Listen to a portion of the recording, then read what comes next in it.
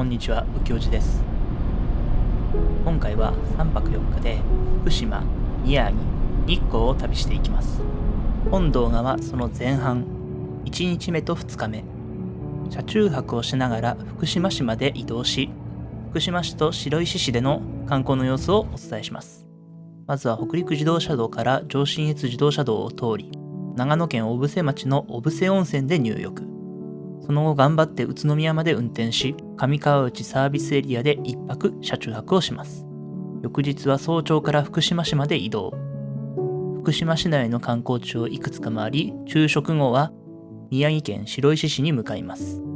蔵王狐村に直行して、その後時間があれば白石市内の観光地を巡り、釜崎温泉最上屋旅館に宿泊します。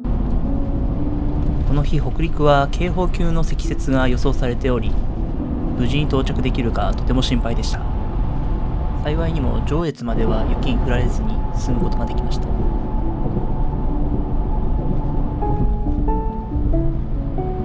糸魚川で来ると左手に大きな工場が見えてきました。夜の工場はライトアップがされていてすごく綺麗ですね。このまま上越まで向かい、北陸道から上信越道へ乗り換えます。長野方面へ進むと次第に雪が降ってきました。雪の勢いがかなり強く、視界がとても悪かったです。加えて僕の車はヘッドライトが非常に平坦な形状をしているため、吹きつける雪で次第にヘッドライトが埋まり、ライトの光量がどんどん減っていくという悪循環。周りも山ばかりで非常に暗く、道の両脇の LED を頼りに進んでいくような状態でした。長野市に近づいてくると雪は次第に落ち着いてきました。信州中野インターチェンジで高速を降りて、ここからは下道で向かいます。温泉へ行く道中も電灯がなく、周りは真っ暗でしたが、雪が降ってない分気楽でした。本日の温泉は小布施温泉穴観音の湯。こちらは日帰り温泉ですが、隣には宿泊施設のある温泉もあるようです。そうこう言っているうちに到着しました。小布施温泉は小高い丘というか崖の上に建てられた温泉です。エレベーターで建物に向かいます。全国的にも珍しいんじゃないでしょうか。泉質は硫黄系で、駐車場まで硫黄の香りが漂ってきます。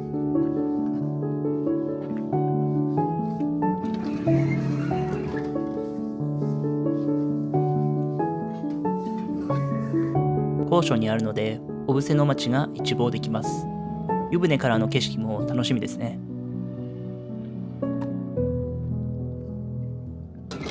非常にいいお湯でした。温泉の温度はそこまで高くなく、ずっと入っていられるような温泉でした。露天風呂は崖に面しており、非常にいい眺望でした。また訪れたい温泉です。さて、ここからは再び上信越道に乗り南下していきます。今日は仕事が終わってその足で出発しているので、まだ夕飯を食べていません。夕食は途中の東武湯の丸サービスエリアで取ることにします。幸いにもここからはほとんど雪が降りませんでした。1時間弱で東武湯の丸サービスエリアに到着しました。このサービスエリアには釜飯で有名な荻野屋が入っていますが、着いた時間にはもうすでに閉まっていました。そもそも数量限定なようなので、夕方までは残っていないのかもしれません。時刻は10時過ぎ。あっさりしたものをと考えていましたが、山賊ニラだれ定食が名物なようなので、そっちを頼みました。揚げたもも肉にニラだれがかかっており、非常に香り高く美味しかったです。食後も頑張って運転していきます。今日宿泊予定の上川内サービスエリアまでは約3時間の運転。到着予定時間は1時過ぎで、それまでに限界が来たら途中のサービスエリアで眠ることも考えます。夜間帯に高速を運転することというのがあまりないのですが、夜のパーキングエリアにはたくさんトラックが止まっていました。運送業に従事する方には本当に頭が下がります。途中で仮眠などもせず、上川内サービスエリアに到着しました。このサービスエリアにもたくさんトラックが止まっています。他には車中泊をしている車が何台もいました。皆さんも金曜の夜から出発して明日目的地まで行くのでしょうか。さすが宇都宮だけあって餃子をすごく推しているサービスエリアでした。物販コーナーには一面餃子だけの冷凍庫があり、外にも餃子の屋台がありました。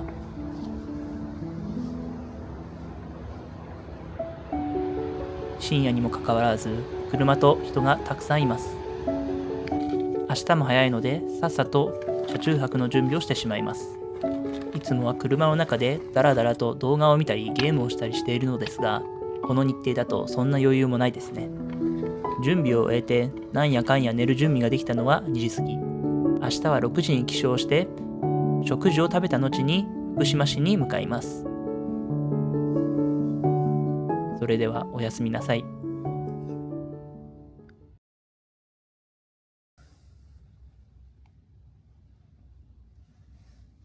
おはようございます。昨晩はそこまで寒くならず、電気毛布の電源を入れなくても朝までぐっすり寝ることができました。周りには車中泊の車が増えており、僕が寝た後もどんどん入ってきたようです。僕の車のすぐ真後ろにはトラックが止まっており、エンジンをつけたまま休まれていたので、その音が気になるかなと思ったのですが、起きることはありませんでした。それでは朝食を食べに行きます。普通ならそのサービスエリアの名物を食べるべきなのでしょうが、朝から餃子はさすがにきついです。なので今日はきつねそばを注文しました。やはり旅の朝食はそばですよね。それでは福島市へ向かっていきます。北陸側の豪雪が嘘のように太平洋側は天気がいいですね。結果的にはこの旅の間ずっと晴れていたのでとても良かったです。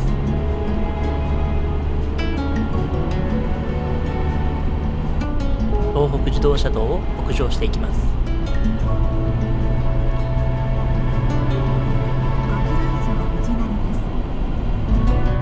走っていると左手に那須の山々が見えてきました。冬の空気は澄み渡り、すごく美しく見えていました。3日目は日光を観光する予定なので、山の方に行くのが楽しみですね。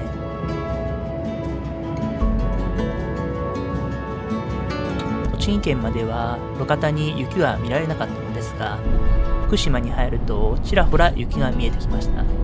ただ幸いにも天気は晴天で、いい観光日和になりそうです。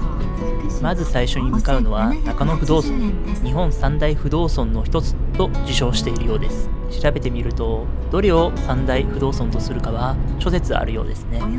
本堂に加えて立派な滝と洞窟もあるようで、とても楽しみですね。この日は初詣の期間ということもあり、多くの参拝客が見えていました。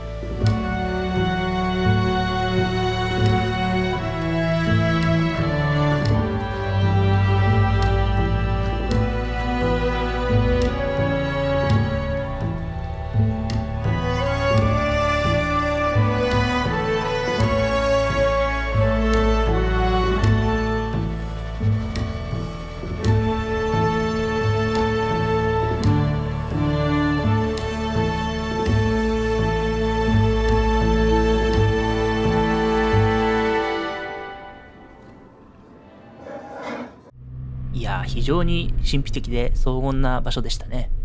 お昼ご飯まで時間があるので、近くの飯坂温泉にある旧堀切邸に行くことにしました。旧堀切邸は江戸時代から続く豪商豪農のお宅なようです。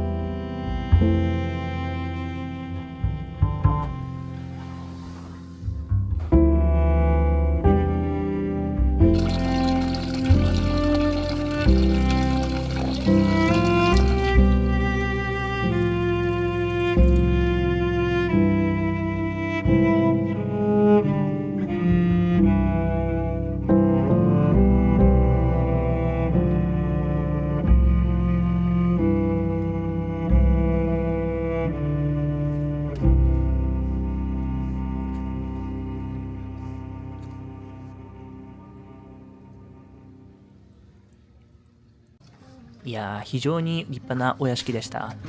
ヘユの他にも足湯もありましたので、時間があればゆっくりしたかったところですが、そろそろ昼食の時間なので、福島市の町の方へと向かっていきます。ところで、この飯坂温泉は川沿いの温泉街で、川沿いに多くの旅館が軒を連ねており、とても雰囲気がいいですね。いつか宿泊もしてみたいなと思いました。さて、昼食です。せっかく福島まで来たので、あんこう鍋など食べたいなと思ったのですが、なかなかお一人で入るとこはありませんでした。ですので本日はこちら味ごよみ吉野さんでそばと天丼のセットを食べることにしました。福島のそばといえば喜多方の大和そばが有名なようです。とても美味しかったです。昼食を終えた足で近くの岩屋観音を見に来ました。ちょうど猫ちゃんがいました。かわいいですね。めちゃくちゃビビられました。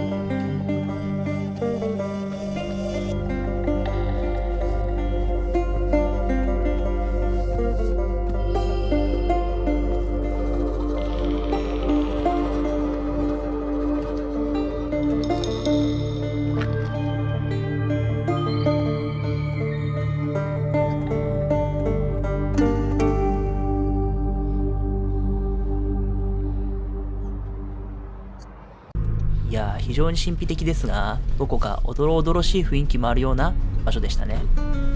ここから福島市を離れて宮城の方へ向かっていきます。真っ先に向かうのは蔵王狐村です。狐村はもともと毛皮用の養殖された狐をオーナー夫婦が引き取ったことが始まりのようです。当時国産の狐の皮は外国産の狐の皮に価格で勝てず、国内の養殖狐たちの行き場所がなかったようです。狐と聞いて僕は真っ先にエキノコックスが心配になったのですが、狐村のすべての狐は養殖された個体なのでエキノコックスは1匹もいないようです。昔から狐のビジュアルには惹かれるものがありました。ですが当たり前ですが間近で見ることはなかったのでとても楽しみです。皆さんも狐見れるの楽しみですよね。それではいってらっしゃい。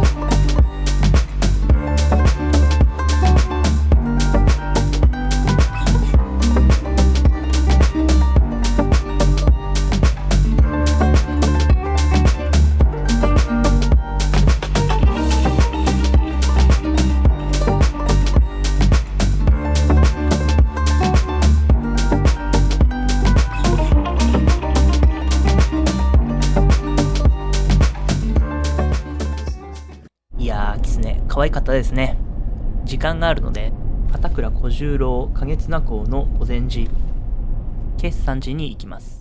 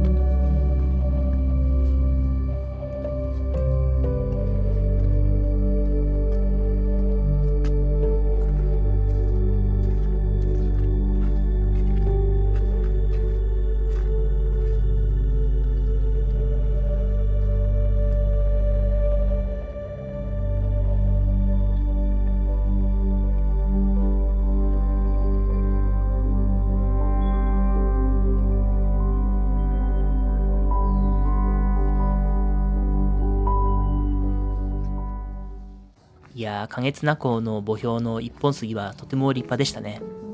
それでは最後に白石小跡とそこに隣接する神明社に向かおうと思います。時刻は4時過ぎ、日も傾き気温も低くなってきました。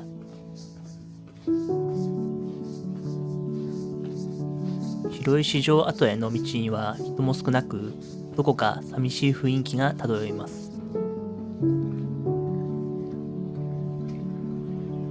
白石城は江戸幕府の一国一城制の対象外とされて、明治維新までは現存していたようですね。現在ある天守閣は平成7年に復元されたもののようです。本来なら入館が可能なのですが、営業時間は16時までなので今日は入れませんでした。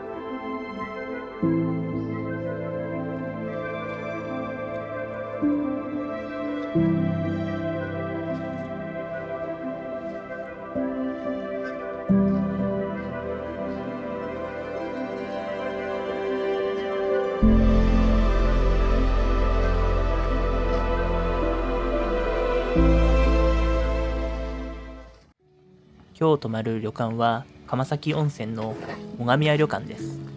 釜崎温泉は600年以上前から湯治場として親しまれており、手術跡や切り傷、やけどに効能があると言われております。最上屋旅館は釜崎温泉にある5軒ある旅館の一つで、寛政元年創業だそうです。木造3階建ての母屋が非常に立派ですね。湯量は決して豊富ではないようです。源泉かけ流しにこだわり、破水も循環もしないで使用しているようです。人を守る会の会員宿となっています。江戸時代の骨組みを残す母屋は、木のぬくもりを感じられるような内装で、全室純和室だそうです。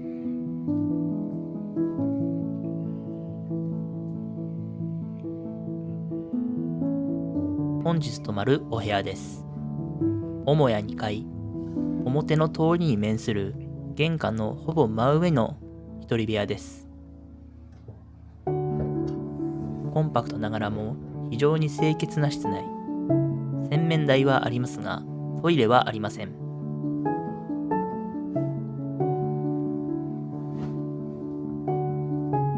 窓からはすぐに表の通りが望めます。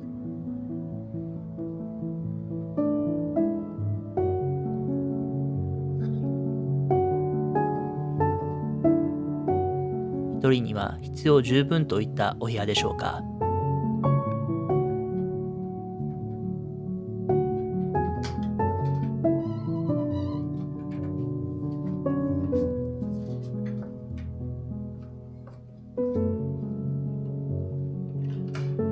お部屋は27室以上あるようで、最大収容人数は100人だそうです。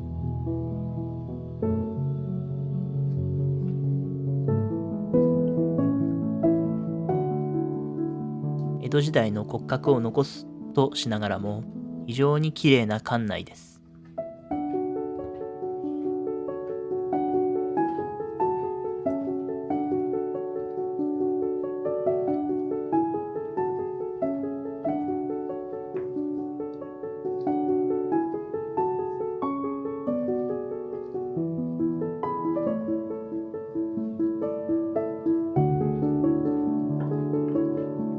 浴場は母屋から2階の渡り廊下を渡り、別館内にあります。別館には湯治客用の客室や自水筒もあり、釜崎温泉では唯一湯治ができる宿となっているようです。お食事は地のものを使った懐石料理。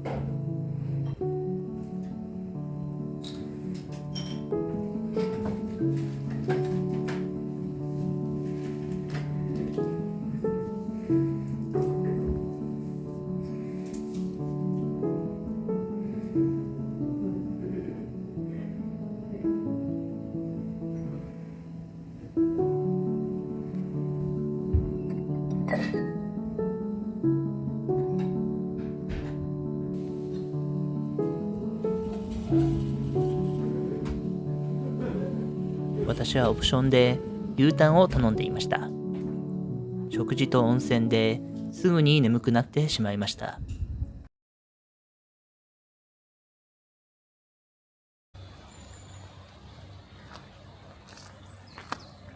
おはようございます。やはりお布団というものはいいですね。ぐっすり眠ってしまいました。朝食も夕食と同じ会場で食べることができました。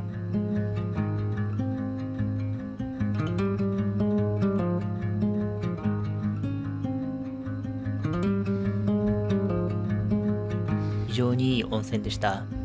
特に泉質が良かったですね。お風呂は男女で時間によって入れ替えになっています。片方はこじんまりした浴槽ですが、もう片方は小原の材木岩を模したお風呂となっていました。ではここから日光へと向かっていきます。その様子はパート2で。それではまた。